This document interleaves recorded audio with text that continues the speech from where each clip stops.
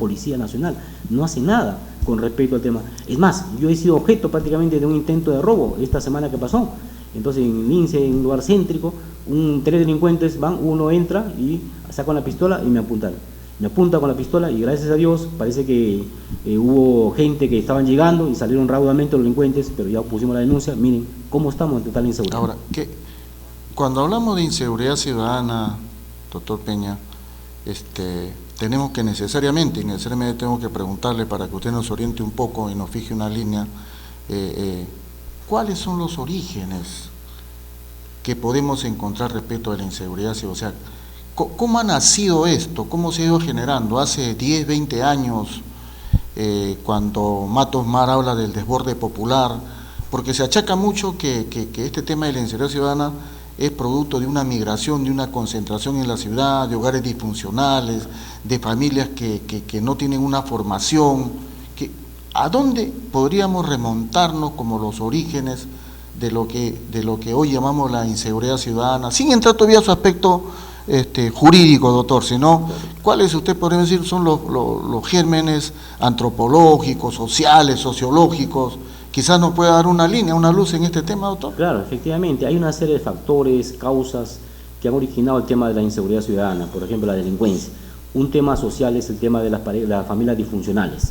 No tenemos muchas veces la presencia del padre. El padre no está presente, el padre está trabajando a veces todo el día, no se preocupa por los hijos. Entonces eso origina que los jóvenes, los pequeños, adolescentes, salgan a la calle, estén expuestos a delincuentes avesados, mayores, que lo van captando, ¿no? Con ciertos regalos, ciertas dádivas, ciertos premios, y de esa manera lo van captando, le dan dinero, le compran un celular de última generación. Entonces van captando a esas pequeñas personas, delincuentes juveniles, lo van captando y de esa manera los incorporan. Como nunca ellos han visto plata, no tienen la presencia paterna que los aconseje, que les dé consejo, que los oriente, que los reconduzca. Entonces ese es uno de los orígenes, factores de la delincuencia que tenemos actualmente. Entonces, lamentablemente, los padres de familia, como todo el mundo trabaja, no hay oportunidades también. Por ejemplo, vemos en otros países donde para evitar eso, ¿qué se hace? Se dan oportunidades a los jóvenes. Los jóvenes no tienen, por ejemplo, oportunidad de trabajo, en primer lugar. En segundo lugar, no tienen para poder desarrollar algún deporte. De esa manera se distraen, porque si no tienen cómo desarrollar deporte, se están pensando en ¿qué? En delinquir.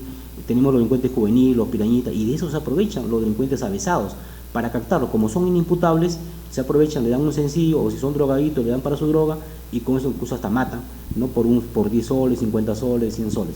Entonces, ese es el principal factor, la pareja de la familia disfuncional. Y ahí también el gobierno tiene que hacer una política, ¿no? agresiva para tratar de unir esa familia, porque ahora incluso no hay comunicación en la familia. Los padres salen a trabajar, los hijos se quedan solos. ¿En qué momento se comunican? Falta comunicación. También otro factor importante, la falta de comunicación o una mala comunicación que hay entre todos. Antes, por ejemplo, ¿qué pasaba? El padre se iba a trabajar, regresaba a la casa a almorzar, hacía la sobremesa, almorzaba con los hijos, la esposa, conversaban de lo del día, todos. Ahora pregunto, ¿qué familia después de trabajar va a almorzar a la casa o una sobremesa? Ya no es como antes. Ahora tenemos el tema de internet, ahora todo el mundo anda con su tablet, con su smartphone, etcétera. Entonces ya no hay comunicación. Esos son los factores que creemos que actualmente, los factores modernos, de por qué ha aumentado la delincuencia. Ahí estaríamos en la raíz de un tema social que tiene que abordarse como política de Estado para poder enfrentar ese tema que viene desde los hogares disfuncionales, esa formación, pero también pasa por el aspecto que aquí me comentaba en una entrevista reciente el general Carlos Tafuro Ganosa, cuando conversando sobre este aspecto me dice, yo no entiendo por qué, por ejemplo, más allá del tema de las familias, cuando los muchachos van al colegio, ¿por qué se ha retirado, por ejemplo, me dice el curso de instrucción premilitar? ¿Usted cree, doctor, que yo he pasado por el curso de instrucción premilitar, no sé si usted lo ha pasado, pero recuerdo que el instructor premilitar pues, nos ponía en línea y nos caían nuestros buenos cocachos, ¿no? Y entonces no, todos los días había que marchar. Había un sentido de formación de disciplina. ¿Cree usted que eso se ha perdido, que eso ha contribuido también, doctor, a que se desborde de esta manera ese sentimiento de respeto, de disciplina, de formación, y que ayudaba a que haya unos términos de conducta, de principio de moralidad, doctor? Eso es cierto, claro, efectivamente, antaño había los cursos premilitares, incluso complementados con el curso de educación cívica. ¿Usted los ha pasado, doctor? Claro, así es. ¿Ha marchado usted, doctor? Claro, sí. Sobre todo el tema de educación cívica, perdón, donde se inculcan los valores, nos faltan valores, solidaridad, respeto, etcétera. Y el tema de instrucción militar es muy importante. Es más, se habla, ¿no?, hoy en día, que los jóvenes, por ejemplo, porque vemos muchos pandilleros, delincuentes juveniles, deben llevarlos al servicio militar obligatorio. Porque antes, ¿qué pasaba cuando una persona joven era medio rebelde? ¿Qué hacían nuestros padres? Llevarlos al ejército. Entonces, de alguna manera, quieras o no, se reconducían, ¿no? Como cambiaban su comportamiento, su conducta, y eran jóvenes para bien. ¿Por qué? Porque el mismo ejército les enseñaba una profesión de técnico, mecánico, etc.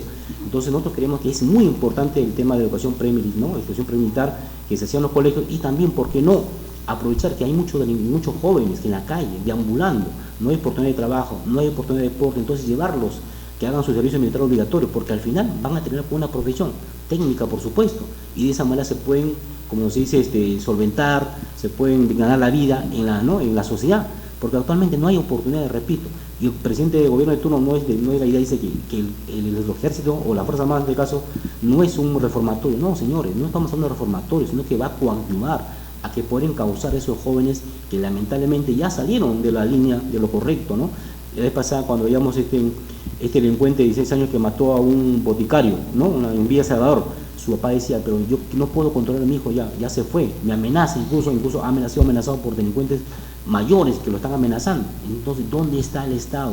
¿Dónde está el Estado? Por ejemplo, yo tengo que recalcar el tema de Medellín. Medellín, nos contaban los colegas en Medellín, los delincuentes a veces paraban, ¿no?, en las esquinas, o los famosos pirañitas, o que estaban fumando marihuana.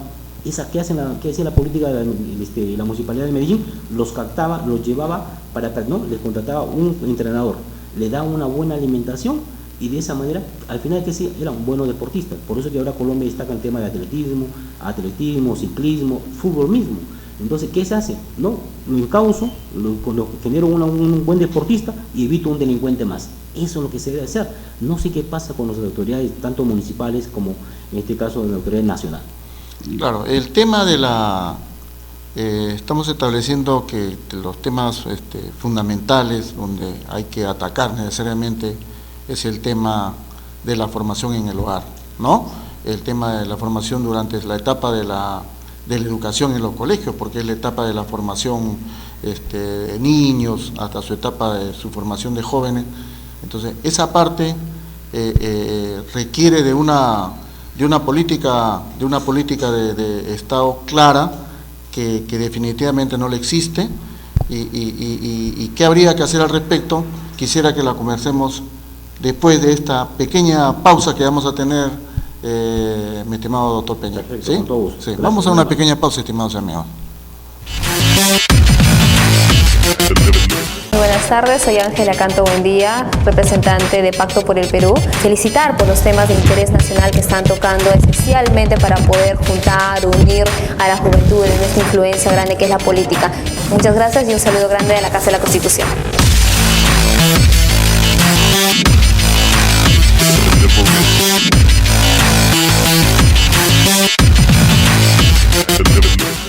Hola, mi nombre es Marco Ramírez, presidente de Ashanti Perú, la red peruana de jóvenes afrodescendientes.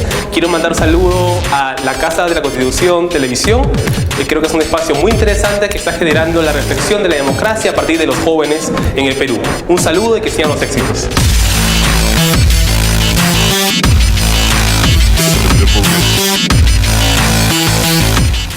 Bien, doctor Peña ha sentado con precisión, con claridad los aspectos fundamentales de donde vamos a luego a ver las propuestas y las acciones que se deben tomar frente a la inseguridad, porque frente a la inseguridad lo inverso y necesario es la seguridad, ¿no? Pero hemos conversado y el doctor Peña ha señalado con claridad que los antecedentes y las bases de donde tenemos que atacar es la parte relacionada a la parte de la formación en el hogar, la parte de la formación familiar y la parte de esa etapa en la que los jóvenes tienen su formación, que es en la parte de la etapa escolar.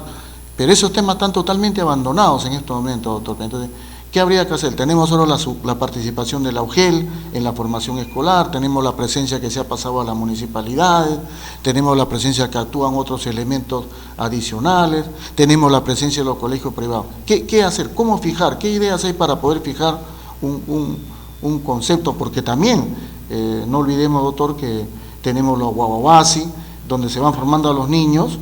Entonces, hay una continuidad, hay una política clara para poder establecer. ¿Qué habría que hacer, doctor, según usted, como propuesta de política de gobierno respecto a este tema? Claro, como es sabido, el colegio es el segundo hogar de todos los chicos, los jóvenes, ¿no?, los estudiantes. En el colegio ahorita, hoy en día, se generan muchos conflictos entre mismos escolares, porque hay de repente niños que vienen de familias disfuncionales, generan conflictos entre escolares, entre profesores, entre personal administrativo, se genera mucho conflicto. Ahora tenemos el famoso bullying, donde chicos a veces inocentes, que a veces que no tienen, ¿no?, son maltratados, golpeados por algunos alumnos mayores, e incluso por algunos profesores. Entonces, miren, en otros países como Argentina, como España, se está dictando un curso de conciliación extrajudicial o mediación escolar. Conciliación escolar o mediación escolar. ¿Qué implica este cursito? Este cursito forma valores, lo forma a los futuros ciudadanos con una mentalidad conciliadora. Porque en todo colegio, desde más humilde hasta más grande, hasta el primer nivel, hay conflictos. Porque no todos vienen de familias correctas, ¿no?, de familias disfuncionales. Entonces, ¿qué hacen ahí? Los preparan con una mentalidad negociadora, conciliadora. Cuando hay un conflicto, entonces, ¿qué hay que hacer? Generar la comunicación, conversar, dialogar, negociar, y no irse a los puños, irse a las manos. Vemos en otros países como Estados Unidos, los estudiantes van con armas de fuego, hasta con escopetas, los asesinatos que se cometen, todo eso. Entonces yo considero importante que en los colegios, como existe en otros países como Argentina, Colombia, Chile y España, se incluya el curso de mediación escolar o conciliación escolar, para que los niños, los futuros ciudadanos, cuando hay un conflicto, conversen, dialoguen, porque lamentablemente, quieras o no, ahorita vivimos una sociedad de conflicto. El conflicto, claro, es bueno, pero hay que saber administrarlo. Pero lamentablemente, como en colegios a veces los profesores, que son los segundos padres, entre comillas, a veces no están presentes, no hacen nada, o muy poco. O no están preparados, doctor. No están preparados. No están preparados. Así es, No hemos abordado ese tema de una preparación efectiva. Correcto. Doctor, también en un programa anterior, uno de los entrevistados, necesariamente tuvimos que entrar a una pregunta que es de todos los días. Alcaldes, autoridades se han pronunciado, dicen, este tema esta partecita lo vamos a dar con amplitud en la segunda parte, pero tengo que preguntarle necesariamente. La gente dice que salga el ejército, ¿no es cierto? Entonces, y la respuesta que yo he encontrado es que sí, que el ejército podría salir, debería salir, pero hay que darle la oportunidad de que se preparen para eso, porque si el día de las elecciones sale el ejército, ¿por qué sale el ejército el día de las elecciones? Porque es una tranquilidad y una seguridad, ¿no es cierto? Cuando hay una gran movilización, una huelga, una marcha, sale el ejército. ¿Por qué?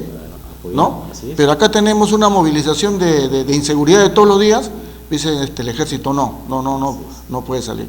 Pero una preocupación, por ejemplo, un comentario del general Tafur me dijo, nosotros salimos, ¿no? estamos preparados, podemos prepararnos un poco, que nos den la oportunidad, podemos salir, pero lo que no queremos es lo que le voy a preguntar en la segunda parte, es la garantía jurídica que significan que ellos salgan y que no terminen después procesados en la vía penal, ¿no es cierto?, por una serie de imputaciones que se les hacen, tal como tienen en algo similar el comando Chavín de Huántar, que hasta ahora siguen procesados, ¿no? Y otro tema fundamental, hablando de valores, doctores,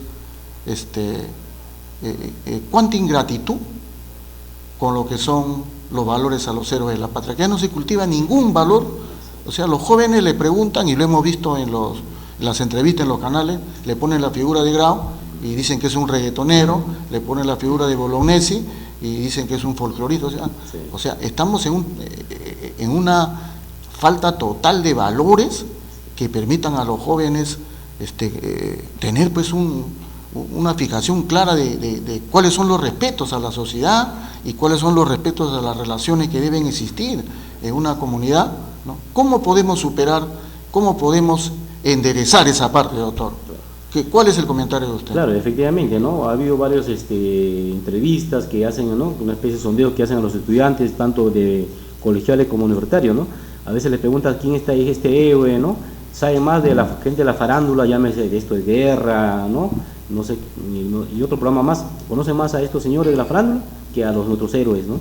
Entonces, lamentablemente, falta un poco mayor educación, mayor formación. Ahora, el tema del internet juega un papel importante. Si bien es cierto, bueno, pero ahora cuando los chicos dejan un trabajo, ¿qué hacen? Entran a internet, Google y sacan toda la información. Ya no preparan su material, no revisan libros. Ese es un aspecto desfavorable del internet.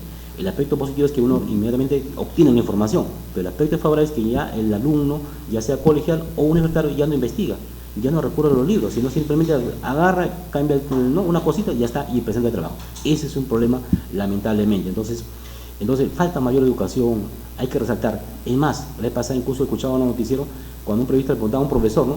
Dice, señor, ¿quién es este héroe? ¿Dónde puedo encontrar? Ya, entra a internet, entras a Google y ahí está todo.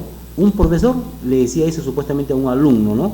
Que quiere cualquier cosa, entra a internet y ahí sacas todo. Entonces falta mayor preparación. De los profesores no están preparados, no están actualizados lamentablemente. Y ahí el Ministerio de Educación tiene que jugar un rol importante en preparar, en actualizar. Es igual haciendo un símil con respecto a los abogados. Muchos colegas abogados no están actualizados. El colega piensa que termina la carrera y ahí termina. No, el abogado tiene que actualizarse constantemente, y eso me trae de colación un mandamiento de Couture. El derecho se transforma constantemente. Si no seguimos sus pasos, seremos cada vez menos abogados. Lo mismo ocurre en el tema de educación. La comunicación, la educación se va transformando, hay nuevas corrientes, nuevas teorías, etcétera. Pero muchos profesores, lamentablemente, sobre todo los colegios nacionales, no se preparan, ya sea por su cuenta o el Ministerio de Educación, el Estado, no cumple ese rol de capacitarlos, de actualizarlos, y a su vez ellos transmitan a los futuros ciudadanos, a los alumnos, para en tema de educación, tema de valores, entre otros temas. Ahora que usted dice eso, doctor, de repente no será importante que los abogados contribuyan con su cuota social y se tenga que modificar los currículos en los colegios para que los abogados puedan participar con algunas materias, con algunos cursos, porque ¿quién más tendría formación académica que los abogados? Porque sabemos que los profesores pueden hacer mucho esfuerzo, pero estos temas van más allá de lo pedagógico. Estos asuntos, como lo vamos a ver en la segunda parte, doctor, tienen un componente, y tienen un componente jurídico, tienen un componente penal, porque se está abordando el tema, se quiere solucionar el tema con un tema de criminalización, con un tema de penalización. Ahora lo vamos a ver, pero ¿no será de repente importante que se proponga también, doctor, que en los colegios se dicten algunas materias, algún curso? Antes teníamos el curso de educación cívica, ¿no? Y habían docentes, habían abogados, habían profesionales que van más allá de... Esto no es una cuestión de lenguaje, no es una cuestión de matemática, de física, es una cuestión ya de valores, de cívica, que alguien lo tiene que dar, que conozca y pueda abordar el tema. De repente podría haber alguna propuesta interesante respecto a eso, doctor. Claro. ¿Algo se ha visto, algo se ha contemplado? Claro. ¿Hay alguna idea al respecto? Claro, doctor? Como era antaño, ¿no? Antaño, por ejemplo, los cursos de cívica, ¿quién lo dictaba? Mayormente abogados. Sí, por supuesto, claro que sí. La parte práctica, conocen la parte legal, leyes, por ejemplo, derechos humanos, derechos fundamentales. La Constitución, doctor. Así es, correcto, la Constitución, que son derechos fundamentales. No lo entienden, Entonces, no lo sienten. ¿Qué mejor que un abogado que está mejor preparado en ese tema? No lo mismo que un profesor que repita, ¿no? De manera muy teórica. En cambio, el abogado, como litiga, está en el ejercicio práctico diario, entonces les coloca ejemplos prácticos, reales, y de esa manera los futuros ciudadanos, los estudiantes, van a ver un poco su visión, ¿no? Por otros países. Y hasta de repente, doctor, podría formar parte del CERUN de los profesionales, de ir a dictar el curso de cívica, el curso de derecho, el curso de constitución. Perfecto. Y contribuir. De repente nos puede servir para contribuir en algo a que los muchachos no terminen pues como lo tenemos ahorita desperdigados, ¿no? Así es, claro. En ese sentido. Tipo CECIGRA, ¿no? Que efectivamente, CECIGRA, ¿no? Los estudiantes de últimos años de Derecho puedan ir, ¿no? De repente de manera gratuita, para de esa manera ir inculcando a los futuros ciudadanos por los valores, sus derechos humanos, sus derechos fundamentales, y de esa manera evitar también abusos. Por ejemplo, creo que ayer veíamos como un padre de familia, supuestamente en lugar de corregir qué hizo con su hijo, porque agarró 2 soles, ¿no? Para su lonchera, lo agarró, lo zanaqueó, lo tiró al suelo y el niño se golpeó la cara. Pues no, esa no es la forma de corregir, ¿sí o no? No es la violencia, eso era antaño de repente, ¿no? Ahora hay forma de corregir, ¿no? Suprimiendo ciertos beneficios, que no dar el permiso, pero no violentando, porque este niño con el futuro, cuando sea un ciudadano, va a hacer lo mismo, porque mi papá me hizo eso y yo también voy a hacer lo mismo con mis hijos. Entonces ahí hay un error, entonces falta valores, derechos, que los padres sepan. ¿Usted cree que definitivamente faltan esos valores que se forman bien? O sea, esa niñez es la base en la familia, en sus primeros años y durante toda la época escolar, y hay que atacar el tema y en esa raíz para poder por lo menos controlar. Algo se conseguirá. Claro, algo, así es. ¿Hay experiencia en otros países respecto a estos temas, doctora? Claro, así es, ¿Sí? doctora, efectivamente, en Colombia, donde viajamos bastante, en Colombia y Chile, ¿no? Los futuros ciudadanos, los que colegiales son bien preparados, son sus derechos. Y vemos a veces incluso en Estados Unidos, ¿no? Cuando un papá le quiere golpear y dice, llama a la policía. Entonces, un niño, imagínese, de 5 o 6 años. Efectivamente. Ya saben sus Acá, derechos. en alguna época también le hemos voy a llamar a la policía. Ahora, voy a llamar a la policía. Bueno, los muchachos se ríen, pues, Sí, ¿no? pues, claro. Se ríen, o sea. El papá se ríe y dice, no, ¿qué hace llamar a la policía? Soy tu padre, ¿no? Claro, Está bien, es su padre, pero también tiene derecho, también tiene deberes. Entonces, corregir es una cosa, pero no maltratar, no golpear. Y eso está muy, muy mal, ¿no? Entonces, de esa manera evitamos los famosos gringachos, imagínense, delincuentes juveniles, caneo, etcétera. Esa es la idea, evitar. No es que corregir cuando ya después, no, antes de, una especie de prevención. Eso es lo que apuntamos, ¿no? Muy bien, doctor. Vamos a hacer una pausa entonces para, en la segunda parte, estimados amigos, entrar a las propuestas que tiene el doctor Peña respecto a qué hacer para enfrentar este tema de la inseguridad ciudadana y encontrar los mejores mecanismos. Regresamos. Hola, mi nombre es David García Fuentes, soy del Club del Emprendedor Perú y soy del distrito de Pachacamac. Muchos éxitos, Casa de la Constitución.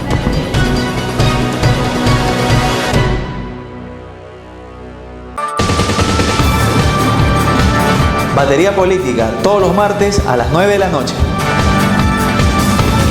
Análisis del acontecer político.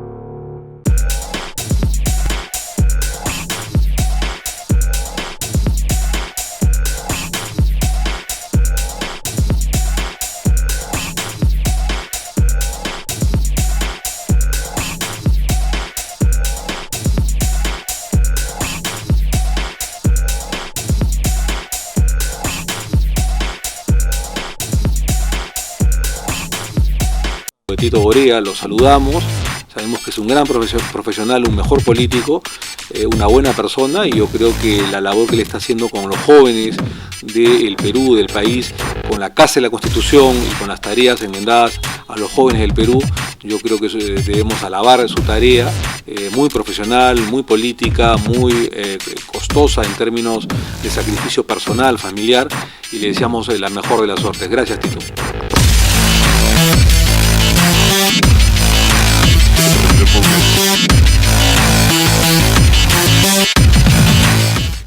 Bien, vamos a entrar en esta segunda parte a las propuestas para combatir la delincuencia y la criminalidad organizada en el Perú que tiene el doctor Oscar Peña, que es un abogado de experiencia, por lo mismo de su cargo de presidente de la Asociación Peruana de Ciencias Jurídicas y Conciliación, y haber recorrido distintos países donde se han visto experiencias de este tipo y creo que son importantes. Estimado doctor Peña, el gobierno dice que la delincuencia y la criminalidad es una percepción. Así es. O sea, estamos bien de espejismo, doctor. Así es. Los asaltos, las cosas que todos los días, que mentira, es así es, una imagen. Así es, ¿cómo estamos con el gobierno de turno? Nos dice que es una percepción, y la vez pasada escuchaba que el presidente Ollanta decía, no, hay mucha delincuencia, ¿por qué? Porque el Perú está creciendo. O sea, contrario a eso, mejor no crecemos para que no haya delincuencia. No, eso no es razón valedera. Otros decían, es una percepción, como usted decía, ¿no? Y otro, un ministro, me acuerdo, también decía, no, que están que se matan entre ellos, están que se matan los sicarios entre ellos. Hay que dejarlo que se maten. Entonces tampoco, pues, ¿no? Entonces no son razones valederas.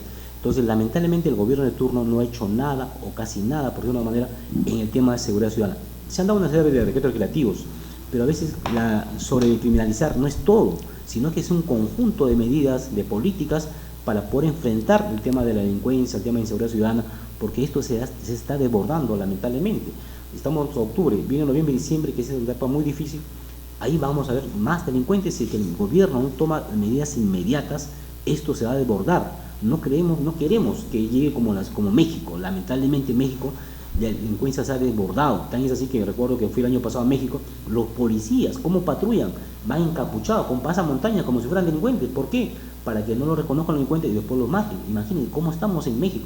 No queremos que estemos en esa situación acá en Perú, por eso hay que tomar de una vez medidas, no hay que esperar que no, el gobierno de turno dice que no, que esto va a bajar, que se han comprado más de 1000 patrullas inteligentes. Yo pregunto, ¿pero qué patrulla inteligente va a perseguir, va a sancionar a un delincuente? Nosotros, como esta parte, hemos preparado una serie de propuestas para mejorar el tema de seguridad ciudadana, combatir.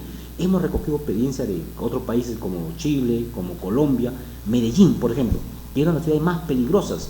Los colegas de Medellín, fiscales, jueces y abogados nos comentaban que un fin de semana habían 80, 90 muertos, imagínense, porque existía el tema del cartel de Medellín, el tema de la FARC, etc. Entonces, ellos ¿qué hicieron? Dieron una serie de políticas para mejorar el tema de seguridad. Ahora ha bajado demasiado el tema de seguridad y no se ven casi policías en la calle, porque todo es tranquilo. Es más, hay mucha seguridad también en algunos sitios, y eso ha hecho también que muchos delincuentes y sicarios colombianos vengan acá a Perú. Por ejemplo, acá tenemos solamente en Lima, sino en todo el Perú tenemos delincuentes y sicarios colombianos, robando, asesinando, etc. Entonces es hora de tomar medidas inmediatas. Nosotros, como esta parte, estamos haciendo una serie de propuestas, por ejemplo, en el tema de sicariato, ¿no? Vemos antes de entrar a esa parte, doctor, quisiera preguntarles, tengo acá las propuestas y me parece muy importante. Se han dado una serie de dispositivos, una serie de decretos legislativos, el 1180, el 1181, el 1182, sobre geolocalización, sicariato, criminalidad organizada. O sea, se han dictado normas para penalizar drásticamente la criminalidad, el desborde delincuencial que se viene produciendo. En términos generales, usted con la experiencia que tiene, ¿cree que con estas normas, con estos dispositivos de elevar las penas, de penas más drásticas, a la larga se va a lograr controlar, reducir la criminalidad organizada, el desborde, la inseguridad ciudadana, doctor? ¿Percibe eso? No. ¿Qué piensa usted, doctor? Lamentablemente no. Eso, claro, es un complemento, pero tiene que ser con una serie de políticas. Por ejemplo, efectivamente, usted ha dicho, se ha dado la ley de sicariato, ¿no? Que es el artículo 1181 o 1182, tiene sus ventajas y sus desventajas. Por ejemplo, en el caso de la ley de sicariato, ¿qué se ha hecho? Se ha sacado el tipo penal, se ha individualizado, ¿no? Pero eso no es todo. Se ha aumentado las penas para sobrecriminalizar. Pero no, ya se ha demostrado que colocando más penas, el delincuente es igual, es igual que las cámaras, ¿no? Ponemos cámaras, el delincuente igual, ¿no? Va, roba normal, no, como dice, disculpa, le llega, como se dice, no le importa nada, él igual. Entonces, lamentablemente, es un apoyo, es un complemento, pero necesita una serie de medidas. El tema de geolocalización, también esa ley que se ha dado, para inmediatamente en coordinación con las empresas, con las compañías telefónicas, se intercepta ciertas llamadas. Es algo bueno para poder, porque ahora los delincuentes ahora se dan el lujo de dirigir ¿de dónde? De los penales. De los penales están tranquilos, ahí no están que con eso de la policía, dirigen con el teléfono, ¿no? Cambian de teléfono, el chip, y dirigen y van sus secuaces, roban, asaltan, extorsionan, todo eso. Y claro, hay complicidad también con unos malos policías, a unos malos funcionarios del INPE. Entonces, es bueno esa ley de geolocalización, pero tiene su desventaja en que se puede hacer un mal uso de esa norma, ¿no? Se puede ir contra un derecho fundamental, que es el secreto profesional. Entonces, claro, está bien, pero hay una serie de medidas que hay que adoptar que en forma complementaria, porque de nada vale sobrecriminalizar si no hay una política educativa, educación, porque los delincuentes juveniles a veces no saben, ni siquiera en periódicos. O no les interesa. No les interesa, así es. Entonces, ¿no? Es un complemento, pero no es la salida, no es la solución, lamentablemente.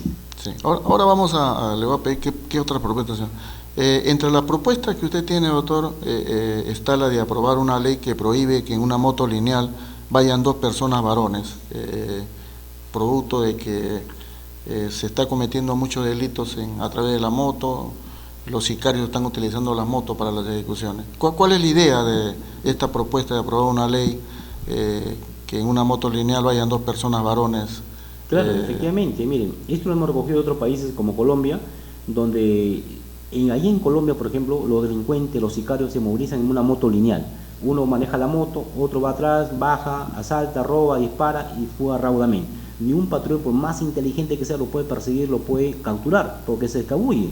Hemos visto recientemente en las noticias, por ejemplo, en Surco, si no me equivoco, donde 2 delincuentes en una moto se meten, entran y matan a un colombiano, un ciudadano colombiano, y veo ahí, se ve en las imágenes que el vigilante, al ver eso con un arma, ¿qué hace? Se corre.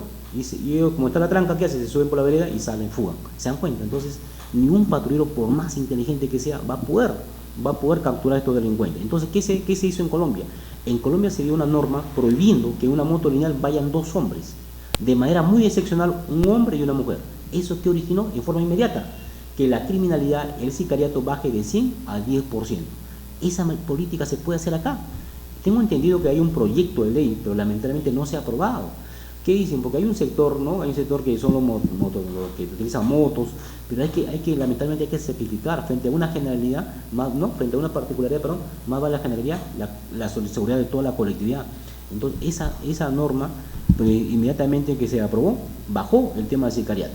Eso es lo que estamos pidiendo que se apruebe acá. De esa manera desterramos el tema del sicariato y bajamos ostensiblemente. Ahora, en el tema de las motos lineales, hay motos lineales que sirven para el uso particular, hay motos lineales que trabajan para empresas, y bueno, pues hay motos lineales que nadie sabe para qué la utilizan. ¿Esta propuesta comprendería todo tipo de moto lineal o específico? Por ejemplo, si una cadena de pollería tiene 10, 15 motos, sí. ¿También estaría incluida en este tipo de normas o habría que hacer una diferenciación entre motos lineales que son de uso particular, de quienes prestan servicio para una empresa y de quienes no se sabe para qué se usan las motografías? Acá hacemos una predicción. Las motocicletas. Hacemos una predicción. Los que trabajan en farmacia, repartidor de comida, de pollo, de libre, generalmente va una persona nada más. O sea, ellos no le van a afectar para nada. Y están identificados, están identificados. Claro, a ellos no les afecta nada. Va a afectar a aquellas personas que vayan dos en una moto. Entonces, lamentablemente, van a decir gente, no, pero yo voy con mi hermano, qué sé yo. Bueno, lamentablemente hay que sacrificar. Es igual, haciendo un símil, el tema de no fumar. Antes todo el mundo fumaba en cualquier sitio. Ahora sí hay una ley que se prohíbe fumar en lugares públicos, ¿sí o no? Claro, hay gente que dice, pero ¿por qué yo quiero derecho? Claro, tiene derecho a fumar, pero vaya afuera a la calle, etcétera. Entonces lo mismo, se va a afectar de repente a una pequeña porción de la colectividad, pero frente a este tema de inseguridad, que donde ya se está desbordando, hay que hacer ciertos sacrificios. Entonces, en conclusión, no se está afectando a los trabajadores, a los que reparten comida, porque ellos generalmente bajan una moto, van uno solo. En cambio sí, a donde van dos personas. Entonces, eso sí, porque generalmente va una persona que es el delincuente, el otro baja, asalta, roba y fuga raudamente. A eso generalmente. Otra propuesta suya, doctor, novedosa y que creo que es muy importante, es aprobar una ley que reduzca el excesivo tráfico que existe en Lima. Y para que hayan determinado día por placa salgan tales vehículos y determinados días salgan tales. Esa propuesta me parece buena. En Europa, en España, se está haciendo esto. O sea, hay días que salen determinados vehículos y hay días que no salen determinados vehículos. Pero hay un componente más, que por ejemplo en Francia y en algunos países, en Suecia, si no me equivoco, no se permite que circulen vehículos durante de lunes a viernes. Usted no va a poder ver, por ejemplo, una RAP, no va a poder ver una 4x4, un carro grande, con un solo conductor, está prohibido. O sea, no pueden circular vehículos donde el espacio que ocupa una camioneta tipo RAV, tipo Land Cruiser, sea usada por un solo conductor.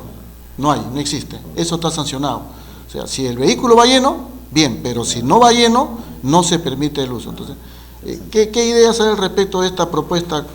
¿Se busca con esto qué, doctor? Esta propuesta. Claro, cómo no. Ahora, bueno, gracias a Dios Perú está muy bien, económicamente ha crecido, ahora vemos que todo el mundo tiene su carrito, y eso está bien, incluso vemos carros de precios muy módicos, pero eso que ha originado una sobrecongestión, hay muchos vehículos, por ejemplo, todos los días estamos viendo el tema del tráfico, a veces ir al centro de Lima para avanzar 5 cuadras demora media hora, o hasta más a veces.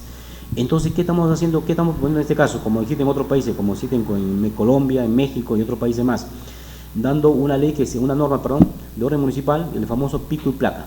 ¿Qué significa pico y placa, como lo llaman en Colombia y también en México? Que un día, sobre todo vehículos particulares, no estamos aquí afectando vehículos de servicio público, son particulares. Entonces, ¿qué estamos proponiendo acá? Que un día salga un vehículo cuya placa termina en par y otro impar. ¿Eso es que origina? Que baje de 100% al 50%. Y eso que a su vez, ¿cuáles son los efectos? Mayor viabilidad, más fácil el tráfico. ¿Qué más? Se ahorra tiempo, se ahorra dinero porque la gasolina también se gasta y sobre todo se evita que los delincuentes se aprovechen, porque a veces los delincuentes, el carro para, porque hay mucho tráfico, el famoso vigiazo, rompen, ranchan la cartera, el celular, la tablet, etcétera, y se fugan. Una persona no puede seguirlo porque está ahí, no está entrampada ahí. Entonces, de esa manera también evitamos el delincuente, los vigiazos, los pandilleros, como vemos todos los días en la noticia, todos los días pan de cada día. De esa manera evitamos eso. Entonces sería bueno que se dé esa norma de orden municipal, el famoso pico y placa. Y eso no afecta mucho, no afecta nada. Hay que hacer un sacrificio. Por ejemplo, mucha gente, como otros países, se movilizan en metro, en metropolitano, ¿no? Etcétera. Entonces, esa es la propuesta que estamos haciendo para evitar el tema de la criminalidad, los bujeazos, y ahorrar tiempo y ahorrar dinero. Porque lamentablemente a veces mucho tiempo pasamos en los vehículos, trasladando de un lugar a otro, por el tema del tráfico no avanzamos, perdemos tiempo, y además el estrés que eso genera, ¿no? Otra propuesta importante que tiene usted es aprobar una ley que autorice de manera excepcional que agentes de seguridad y serenazgos utilicen armas para poder enfrentar a la delincuencia, como existe en otros países como Colombia. Así es. ¿Cuál es la idea fuerza de esta propuesta, Así es. doctor? Por ejemplo, esto no es nuevo. Si acá, por ejemplo, las compañías de seguros, ¿no? ¿Qué utilizan? Utilizan vigilantes con armas, utilizan armas. Entonces, haciendo un símil, por ejemplo, los delincuentes, cuando van a asaltar, llámese un restaurante, una casa, qué sé yo, los vigilantes, ¿con qué andan? Andan con una varita. Pregunto, ¿qué vigilante va a enfrentar a un delincuente que anda con armas de guerra incluso? Nada. Entonces, en otros países como Colombia, y aquí encuentro una anécdota, hace poco estuve en Medellín comprando unos juguetes para mi pequeño, y de repente cuando doy la vuelta veo un vigilante, como si era acá un guachimán, paseándose por toda la tienda con un arma larga, con una escopeta. Una escopeta, imagínense, un poco me quedé sorprendido. Digo, ¿cuál es? No, estamos vigilando acá. Entonces, miren, eso tiene un efecto disuasivo. Sin necesidad de que dispare nada, basta que el delincuente o delincuente vean eso, ya no entran ahí, como se dice, van a otro sitio, entre comillas, o no roban, qué sé yo. Entonces nosotros proponemos que los vigilantes, es más, muchos serenazgos, vigilantes son egresados o son gente que han salido ya del ejército, saben manejar armas. No es que a veces dicen, no, que van a hacer un abuso de las armas, no van a saber. No, señores, muchos de ellos, los de serenazgo, son gente que ha asimilado, incluso son ex policías también, que tienen experiencia. Entonces hay que permitir que en cierto caso, en todo caso, va la redundancia, se permita de manera excepcional el uso de armas. Para de esa manera ya no tener por decir 1000 policías, sino tener 20.000. Y de esa manera apoyamos también el tema de seguridad ciudadana. Esta propuesta suya tendrían que plasmarse a través de distintas normas que sean complementarias y que permitan esa viabilidad de las propuestas, porque en el tema del serenazgo pasa por las municipalidades. Significaría que habría que modificar la ley orgánica de municipalidades para que pueda permitirse este alcance o sacar algún dispositivo. ¿Cómo es en otros países? Claro. ¿Cuál es el alcance de esta norma? Por ejemplo, recuerdo que hace poco el alcalde decía, ¿no?, que era idea que los serenazgos utilicen armas de fuego, o en último caso, digo en todo caso, armas no letales, ¿no?, para que tenga un efecto disuasivo. En otros países, claro, efectivamente, eso implicaría una norma de rango, ¿no?, de ley para en este caso modificar y permitir, como decíamos, de manera excepcional que ciertos agentes de seguridad, llámese los serenazgos, por ejemplo, o algunos policías que incluso que tengan una formación que hayan terminado, que hayan egresado del ejército o ex policías. Y de esa manera tenemos más elementos, mayor material humano para poder enfrentar al tema del delincuente. Entonces eso pasa por dar una norma de carácter legal, ¿no?, para que se permita de manera muy excepcional el uso de armas para ciertas personas, ¿no? Usted propone como medidas inmediatas, me imagino que transitorias o no sé si permanentes, que se permita que las Fuerzas Armadas colaboren con la Policía Nacional para salir a controlar. ¿Estaría usted en la misma línea que están haciendo algunos alcaldes que vienen exigiendo ya con bastante fuerza, ya molestos, de que salga el ejército? ¿Significaría que hay que a las Fuerzas Armadas darle algún dispositivo adicional o están en estos momentos las Fuerzas Armadas en condiciones jurídicas de poder salir a hacer este patrullaje adicional, doctor Peña? Claro, ¿Cómo es la figura? Claro, hay que ver dos aspectos. Uno el aspecto normativo y otro el aspecto de capacitación. En primer lugar, los militares están capacitados, están preparados. ¿Por qué dice el gobierno de turno? Dice, señores, las Fuerzas Armadas no están preparados para dirigir, para ayudar en la seguridad, sino para matar y la guerra. O sea, bajo esa premisa, señores, por ejemplo, cuando hay elecciones, como decíamos hace un momento temprano, ¿quién apoya, quién colabora en temas de seguridad? ¿No son las Fuerzas Armadas? El Ejército, la Marina, etcétera. Entonces ahí tenemos un ejemplo. O a ellos, yo pregunto, o ellos cuando le preguntan si usted no ha votado, lo matan. No, pues señor, cuando hay estado de emergencia, ¿quién dirige la seguridad? ¿No son las Fuerzas Armadas? Claro, ahí va a haber exceso de repente, pero hay que controlar. Ahora muchos militares están preparados, tienen una segunda profesión, una segunda carrera. Muchos son abogados, yo conozco militares abogados, psicólogos, economistas, contadores. Entonces no hay que menospreciar el nivel de capacitación de nuestros militares. ¿Por qué? Es más, se puede aprovechar porque el gobierno dice que no hay plata para contratar más policías. Entonces ahí tenemos bastante material, tenemos no sé cuántos militares. Utilicemos esa herramienta, ese material humano. En Colombia se utilizó eso. En Colombia, en la época de los carteles de Medellín, de Cali, etcétera, se hizo que la Fuerza Armada salga a la calle. Entonces, ¿pero qué se puede hacer acá? Se combine. Pongo 2, 3 militares y que vaya un policía como una especie de coordinador.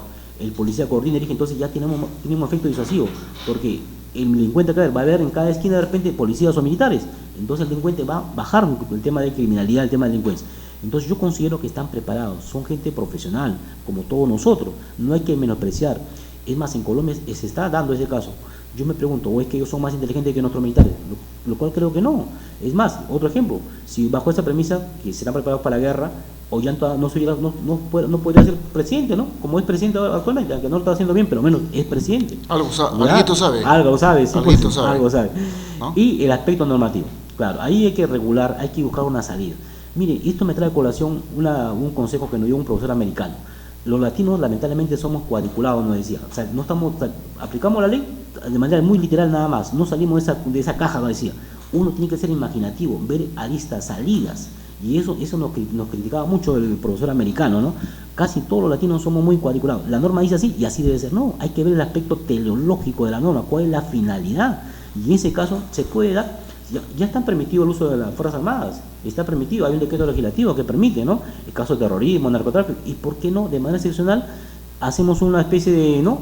Ampliamos un poquito y hacemos el tema de seguridad de manera coyuntural, transitoria, porque mire, si no tomamos medidas en forma rápida, en diciembre, que es la etapa más difícil, va a ver si esto se va a desbordar, y yo le aseguro que si no, mi pronóstico es que este presidente va a tener que aprobarlo sí o sí en este año, y yo considero que se debe hacer de esa manera, bajamos, controlamos el tema de la inseguridad y de esa manera toda nuestra gente, la familia puedan vivir tranquilos.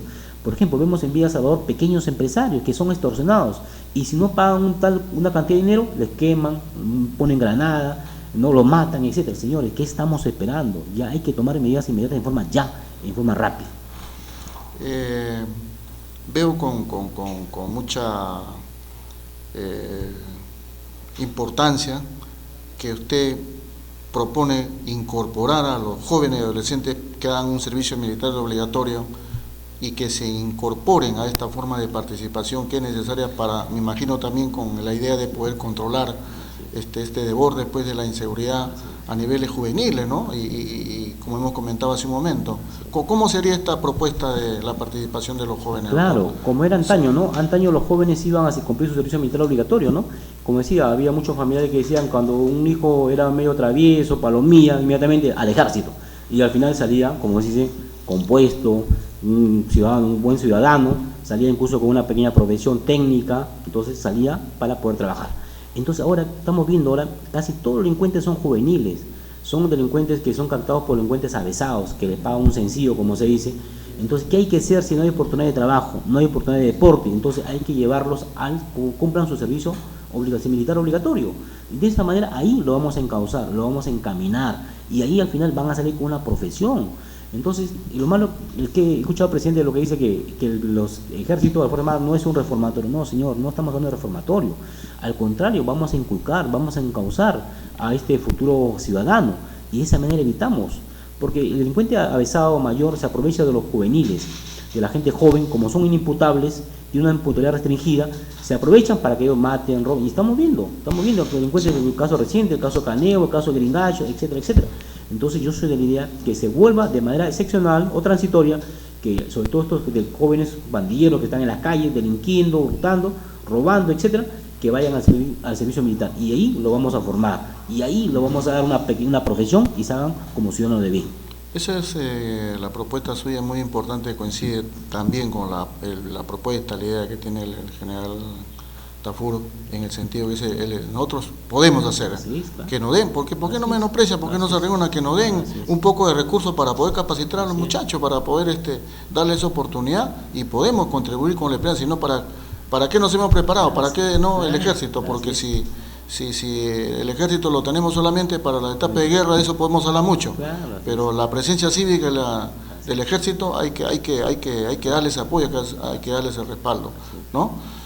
Me llega por la información la información interna, doctor, y tengo que necesariamente preguntarle a usted, saliéndonos un poquito del tema de la entrevista, ¿está usted de candidato al Colegio de Abogados, doctor? Así es. Me cae de sorpresa eso, doctor, en este poco tiempo que nos queda, usted sabe de la televisión. Sí. ¿Quién es Óscar Peña González como candidato al Colegio de Abogados de Lima, doctor? ¿Y qué quiere hacer? Claro, ¿qué quiere proponer? ¿Su colega lo están viendo, doctora, a través de la pantalla? A nivel nacional lo están viendo, doctora. Gracias, muy amable. Sí. ¿Por qué quiere el doctor Óscar Peña ser decano del Colegio de Abogados de Lima? ¿Qué quiere hacer, doctor? Claro, cómo no. ¿Cómo es el asunto? Claro, quien le habla es un abogado relativamente joven, no tan joven, tengo 47 años ya. Entonces he visto muchos colegas, converso con muchos colegas. Yo tengo una institución que se llama PEC, que capacita a nivel nacional e internacional, y gracias a Dios con mucho prestigio hemos capacitado incluso a magistrados de mucho prestigio. Por ejemplo, el doctor Pablo Sánchez Velarde, actual fiscal de Nación, ha sido alumno de APEC y así mismo ha sido profesor de APEC, es profesor de APEC. El doctor Víctor Prado Saldarriaga, actual vocal supremo, uno de los mejores magistrados y muy respetados académicamente y sobre todo por su trayectoria ética y moral. Y así mucho. Entonces, cuando converso con colegas, se quejan. El Colegio de Abogados, por ejemplo, dice: yo he cotizado 20 años, 30 años, no recibo nada del colegio, ni siquiera un seminario de 10 soles, ni siquiera un pequeño libro de 20 soles, ni un panetón de Navidad que reparten de 5 soles, nada. Entonces, muchos colegas se quejan, no reciben nada a cambio, no hay una reciprocidad. Lamentablemente, muchos colegas que llegan al decanato después se olvidan de los colegas abogados. Llegan no para servir, sino para servirse del colegio. Gracias a Dios, quien le habla le ha ido bien económicamente, entonces yo quiero volcar esta experiencia que tengo. Yo no voy a servirme al colegio, voy a servir al colegio. Quiero que el colegio cambie. Queremos que el Colegio de Abogados sea como antaño, recordar el prestigio, la predominancia, que sea la conciencia jurídica como era antaño.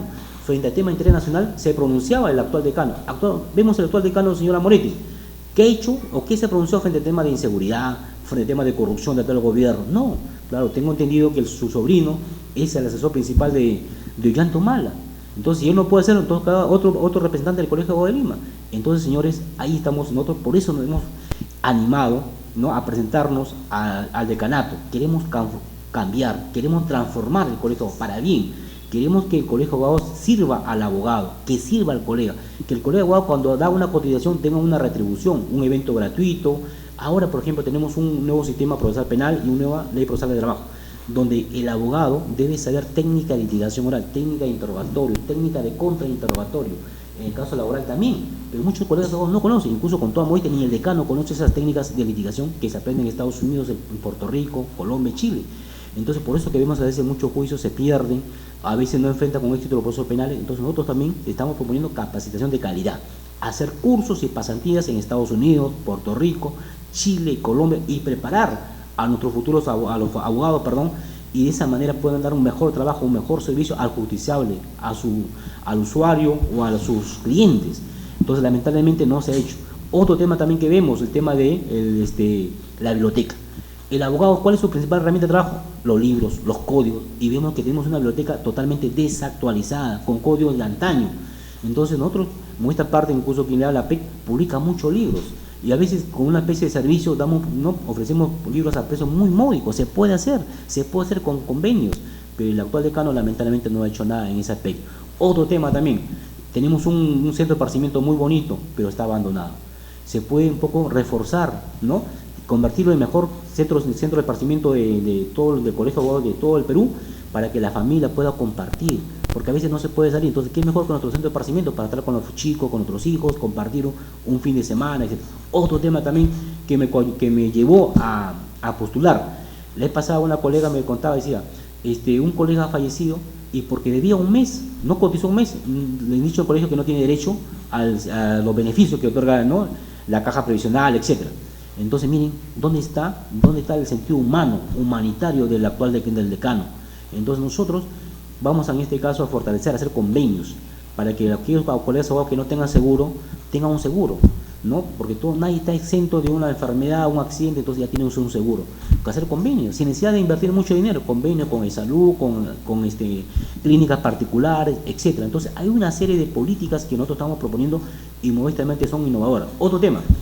Miren, las últimas palabras, doctor. Sí, para las últimas palabras, que ya estamos en el cierre. Perfecto, lo están viendo Las últimas palabras a sus colegas ¿Cómo no? que deben votar por usted. Claro. Este 28 de noviembre, que son las elecciones, yo invito a todos mis colegas abogados, muchos exalumnos y alumnos que nos conocen, que saben nuestra capacidad académica, nuestra honestidad, nuestra imparcialidad, a que voten por esta nueva opción, una opción joven, con gente de calidad, como el doctor Jorge Beltrán Pacheco, entre otros colegas que son catedráticos, son docentes de muchos que viven en su trabajo, que no van a vivir de colegio.